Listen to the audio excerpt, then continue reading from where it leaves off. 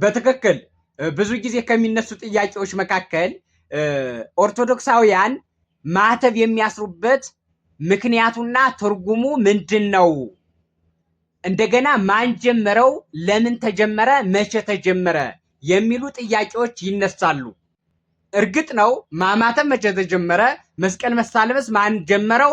መቼ ተጀመረ? የሚሉ ጥያቄዎችም ይነሳሉ። ያም ሆነ ግን ማተብ ማሰርን ስናይ ማተብ ማሰራችን ለኛ ለኦርቶዶክሳውያን በስላሴ ስም የመጠመቃችን ምልክት ነው። በዚህ በዮሐንስ ወንጌል ምዕራፍ 3 ቁጥር 5 ላይ በውሃ ከመንፈስ ቅዱስ ያልተወለደ አይድንም፣ መንግስተ ሰማያትን አያይም ተብሎ ተጽፏል። በዚህ በማርቆስ ወንጌል ምዕራፍ 16 ቁጥር 11 ላይም ያመነ የተጠመቀ ይድናል፣ ያላመነ ያልተጠመቀ ግን አይድንም ተብሎ ተጽፏል። ስለዚህ ግዴታ የመጠመቅ ግዴታ አለብን ማለት ነው።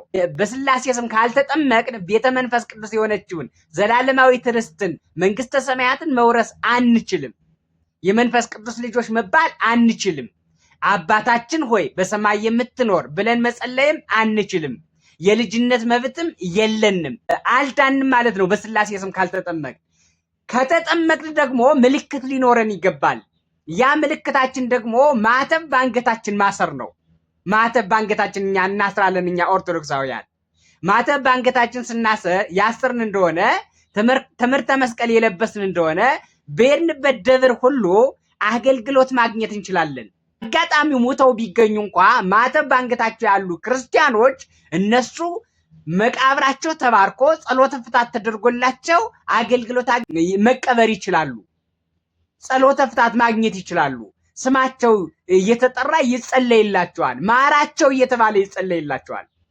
ስለዚህ ማተብ የማሰር ግዴታ አለብን ማለት ነው። መቼ ተጀመረ? ማን ጀመረው? የሚለውን ስናይ ታላቁ ሊቀ ጳጳሳችን የመጀመሪያው የኢትዮጵያ ሊቀ ጳጳስ አቡነ ሰላማ ከሳቴ ብርሃን አብርሃና አጽባ የተባሉ ነገስታትን በጣና ሐይቅ ብዙ ህዝብ አስተምረው ሲያጠምቁ አሉ። ቀኑን ሙሉ ሲያጠምቁ ከዋሉ በኋላ የተጠመቁት እንደገና እየመጡ ይጠመቁ ነበረ። ስለዚህ ጥምቀት ደግሞ ስለማትደገም ታላቁ አባታችን አቡነ ሰላማ ከሳቴ ብርሃን የተጠመቁትን ማተብ በአንገታቸው አሰረላቸው። ሊጠመቁ ሲመጡ አንገታቸውን ያይና ማተብ ያላቸውን ተጠምቃችኋል፣ እናንተ ጥምቀታችሁን ጠብቁት፣ በጾም በጸሎት አጎልምሱት፣ አበርቱት፣ ልጅነታችሁን ጠብቁ እያለ ያስተምራቸው ነበር። አንገታቸው ባዶ የሆነውን ደግሞ ያጠምቃቸው ነበረ። ስለዚህ ያ የመጠመቅና ያለመጠመቃችን ምልክት ማተብ በአንገታችን ማሰር ነው ማለት ነው። በአንገታችን ማተብ ማሰር ነው ማለት ነው። ሌላው መቼ ተጀመረ የሚለውን አቡነ ሰላማ በ3ኛው መቶ ክፍለ ዘመን እንደነበረ ይታወቃል። ለምን ተጀመረ የሚለው ታሪክ ወይ ነው ማለት ነው ባጭሩ።